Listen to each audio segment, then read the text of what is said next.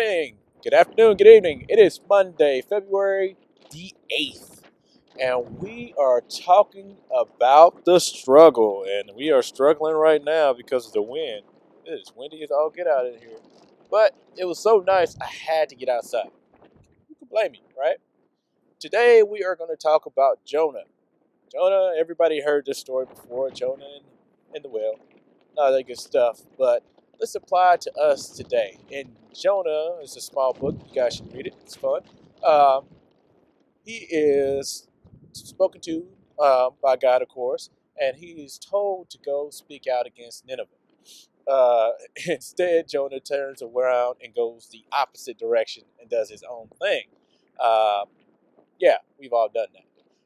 The thing that happened though is while he was setting sail with some Marines, uh, a big old storm came and it started blowing them around and they didn't know what was going on. Jonah was in the belly of the boat, asleep. Sounds familiar, right? Anyway, while he was down there sleeping, everybody else is throwing out all the cargo, trying to make sure that they could survive. And Jonas is still down there just sleeping. Now, they go down there and get him and say, hey, why don't you go ahead and call out to your God? We've been calling out to ours, it's not working, so we can try to get this out. Let's survive. He tells them that, hey, I am a Hebrew. I fear the Lord of Israel, and I am leaving because he told me to do something. And he said, why did you do this to us? What do we need to do?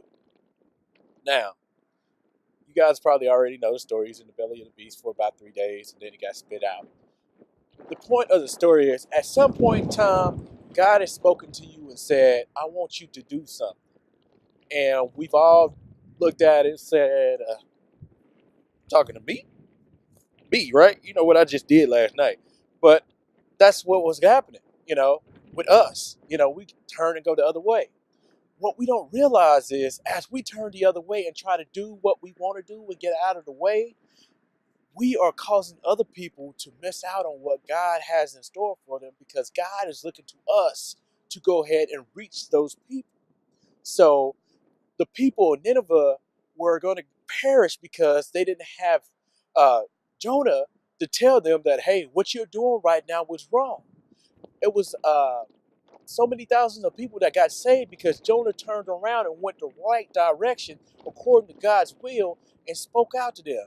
And they changed their ways. Now, as us as Christians, and we turn away, turn and do our own thing a lot of times when it comes to dealing with God, but we don't realize that there are family members watching us, there are children watching us, there are co-workers watching us, and heck, if you're on Facebook or doing social media, there are so many people that you would never actually see in person that will actually be watching you. Crazy, right? So, what I'm saying today is, you know, the struggle is real. But who are you really struggling with? Are you struggling with the situation that you're with? Or are you struggling with God? Are you trying to do it your own way? Because as you try to do it your own way, it's always going to kind of backfire on you. Look what happened to Jonah. Then on top of that, it tells you in Isaiah, let's go ahead and check that out. Let's go on to Isaiah 45 and oh my goodness, where did you go? Isaiah 45. It's talking about woe to the potter. And it's crazy, man. Isaiah 45 and 9.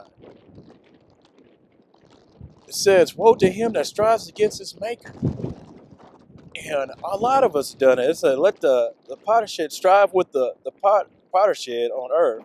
Shall the clay say to whom who formed it, why are you making me? God has a purpose for you. But you as the clay in his hands, how are you going to speak to the creator? Hey, I don't want to be a cup, or I don't want to be a bowl, or, I don't want to be a commode. It don't matter. God purposed you to be something. You need to do what God said to you. That's like getting in your car saying, I don't want to go here.